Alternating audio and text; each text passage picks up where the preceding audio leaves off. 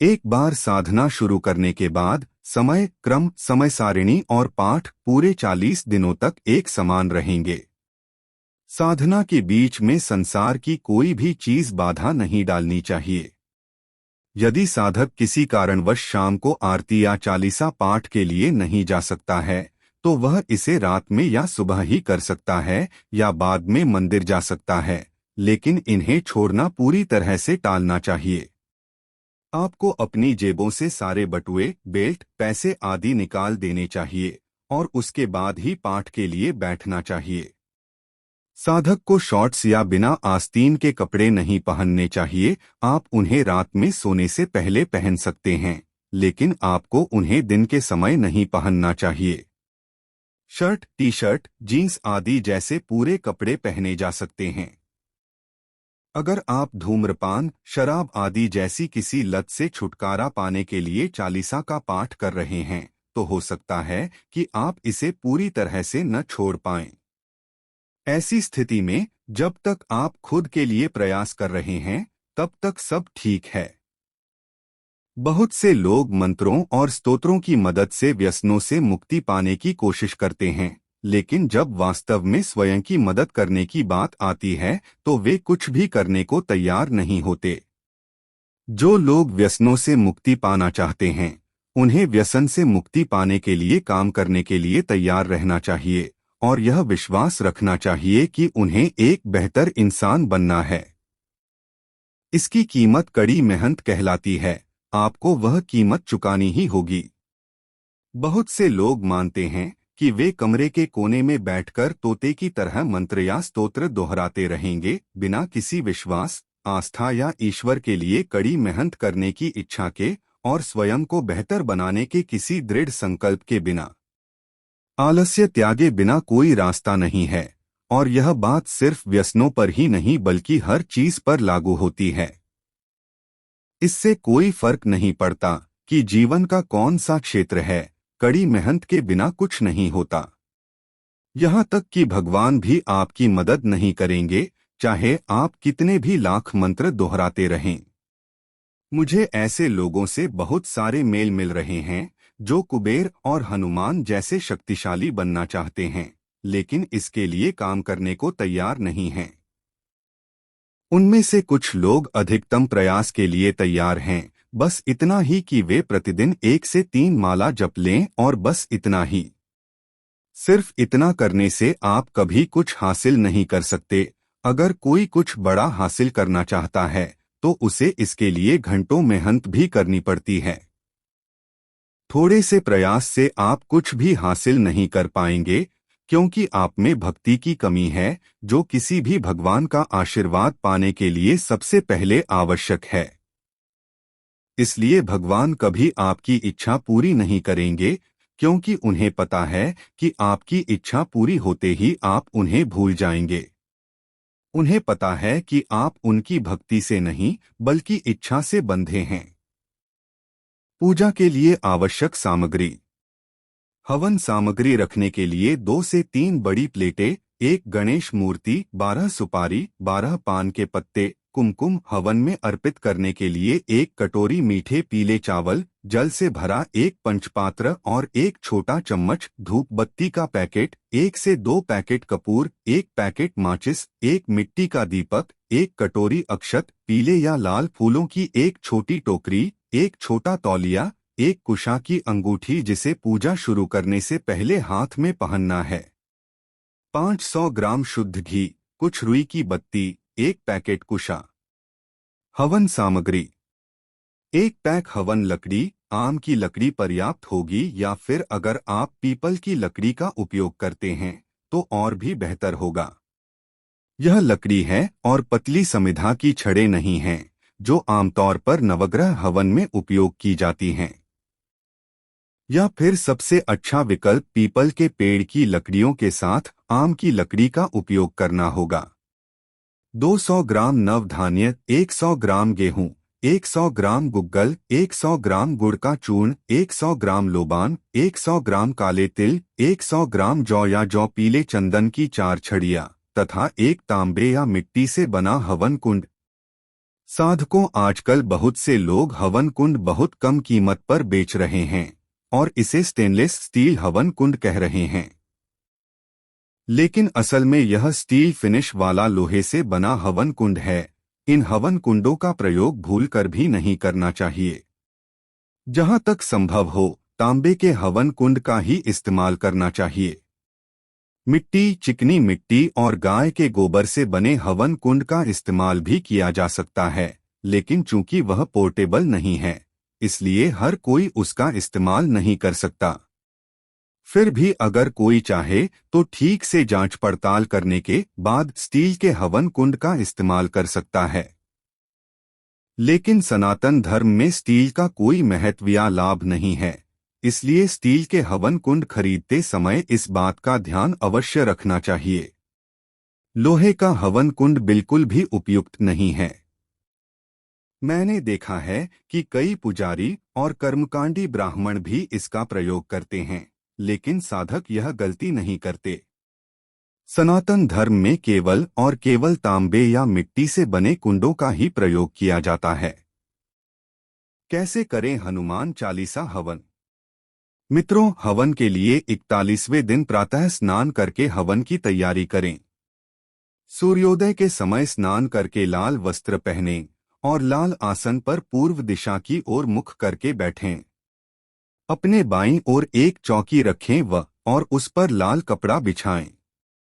फिर हवन कुंड को अपने सामने रखें। इस तरह उल्टा आकार बन जाएगा। अब 4 कुशा को बीच से 90 डिग्री पर मोड़कर हवन कुंड के चारों कोनों पर रख दें। अब कुंड में लकड़ियों को ठीक उसी तरह रखें जैसे हवन के समय रखते हैं।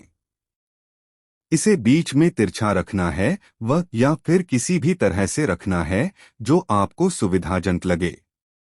बस एक बात का ध्यान रखें कि कुंड के बीच में कम से कम 4 से 6 सेंटीमीटर की जगह होनी चाहिए ताकि अग्नि देव का आह्वान किया जा सके और दिया बिना किसी परेशानी के आसानी से जल सके। फिर पंचदेव पूजन से शुरुआत करें। सबसे पहले अपने गुरु की पूजा करें, क्योंकि गुरु सबसे ऊपर हैं। अगर आपके पास उनका यंत्र है तो आप उसे रख सकते हैं, या फिर आप उनकी फोटो भी रख सकते हैं, या फिर आप एक शिवलिंग रखकर उन्हें अपना गुरु मानकर पूजन कर सकते हैं। अपने दाहिने हाथ में एक पान का पत्ता लें, उस पर एक सुपारी, एक फूल और थोड़े चावल रखें और फिर इसे अपने गुरु को निम्न मंत्र का जाप करते हुए अर्पित करें।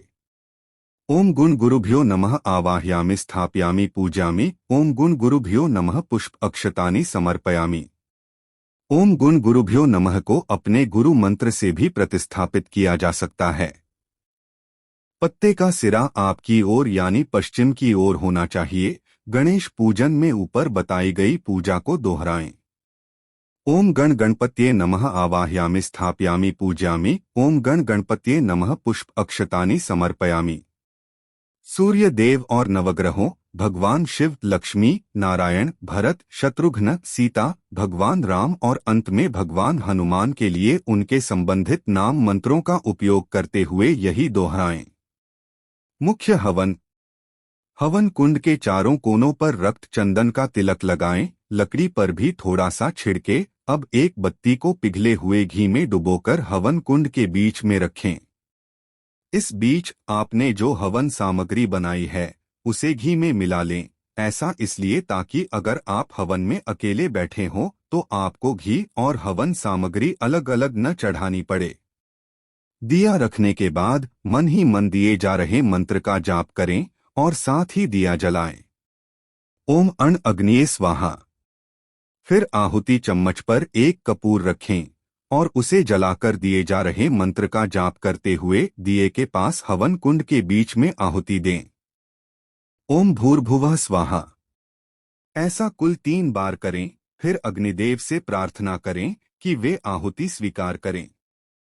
फिर 2 धूप बत्ती जलाएं और भगवान अग्निदेव को अर्पित करें और फिर उसे अग्नि में डाल दें। फिर एक पान के पत्ते पर कुछ मीठे चावल रखें और उसे हवन कुंड में अर्पित करें। फिर हवन कुंड में घी में डूबे हुए कुछ फूल चढ़ाएं। इन सभी चीजों को चढ़ाते समय ऊपर बताए गए अग्निदेव मंत्र का जाप करें। फिर आपने जो 3 चंदन की लकड़ियां खरीदी थीं, उन्हें एक एक करके चढ़ाएं और नीचे दिए गए 3 मंत्रों का जाप करें। पहला मंत्र 1 लकड़ियां के लिए, दूसरा मंत्र 2 लकड़ियों के लिए और इसी तरह आगे भी। ओम भूः स्वाहा, ओम भुवः स्वाहा, ओम स्वः स्वाहा। अब मेरे द्वारा आगे बताई गई आहुति अर्पित करें। सभी के लिए एक एक आहुति दे। ओम गण गणपत्ये स्वाहा, ओम अग्ने स्वाहा, ओम सोमाय स्वाहा, ओम प्रजापतये स्वाहा, ओम इंद्राय स्वाहा, ओम भूः स्वाहा, ओम भुवः स्वाहा, ओम स्वः स्वाहा, ओम भूर्भुवः स्वः स्वाहा। अब प्रत्येक के लिए 3-3 आहुति दे। ओम सूर्याय स्वाहा, ओम चंद्राय स्वाहा, ओम भौमाय स्वाहा, ओम बुधाय स्वाहा, ओम बृहस्पत्ये स्वाहा, ओम शुक्राय स्वाहा, ओम शनैश्चराय स्वाहा, ओम राहवे स्वाहा, ओम केतवे स्वाहा, ओम कुलदेवताय स्वाहा, ओम पितृदेवताय स्वाहा, ओम इष्ट देवताय स्वाहा, ओम शिवाय स्वाहा, ओम महालक्ष्म्यै स्वाहा, ओम नारायणाय स्वाहा, ओम भरताय स्वाहा, ओम शत्रुघ्नाय स्वाहा, ओम लक्ष्मणाय स्वाहा, ओम श्रीं सीताय स्वाहा, ओम रामाय स्वाहा। अब 11 बार आहुति दे। ओम अंजनेयाय विद्महे वायुपुत्राय धीमहि तन्नो हनुमत प्रचोदयात् स्वाहा। आपको हनुमान चालीसा के प्रत्येक श्लोक के लिए 11 आहुतियां देनी चाहिए। यह तब है जब आपने 40 दिनों तक 11 बार प्रयोग किया हो। अगर आपने 21, 31, 51 और ऐसी संख्या में जप किया है, तो हवन आहुति आपके द्वारा एक दिन में किए गए पाठों की संख्या का दशांश होनी चाहिए। इस प्रकार अगर आपने प्रतिदिन 21 पाठ किए हैं, आहुति संख्या हनुमान चालीसा के प्रत्येक श्लोक की 3 आहुतियां होगी। वैकल्पिक रूप से हनुमान चालीसा के छंदों के बजाय दिए जा रहे मंत्र का उपयोग करके भी आहुति दी जा सकती है। मंत्र इस प्रकार हैं। ओम हनुमते स्वाहा। आपको पूरे 40 दिनों में हनुमान चालीसा के जितने पाठ किए हैं, उनकी एक माला अवश्य अर्पित करनी चाहिए। इस प्रकार प्रतिदिन 11 बार x 40 दिन कुल 440 पाठ। इसका दशांश 44 है, इसलिए आपको मंत्र की 4400 आहुतियां अवश्य देनी चाहिए। इसके बाद एक नारियल लें और उसका सिर ऊपर की ओर रखते हुए उस पर बचा हुआ घी डालें, जिस तरह हम भगवान शिव का अभिषेक करते समय करते हैं। फिर दिए जा रहे मंत्र का जाप करें और फिर इसे धीरे से हवन कुंड में डाल दें। पूर्णाहुति बैठकर नहीं, खड़े होकर देनी चाहिए। मंत्र इस प्रकार है। ओम पूर्णमदः पूर्णमिदं पूर्णात् पूर्णमुदच्यते पूर्णस्य पूर्णमादाय पूर्णमेवावशिष्यते। ओम शांतिः शांतिः शांतिः।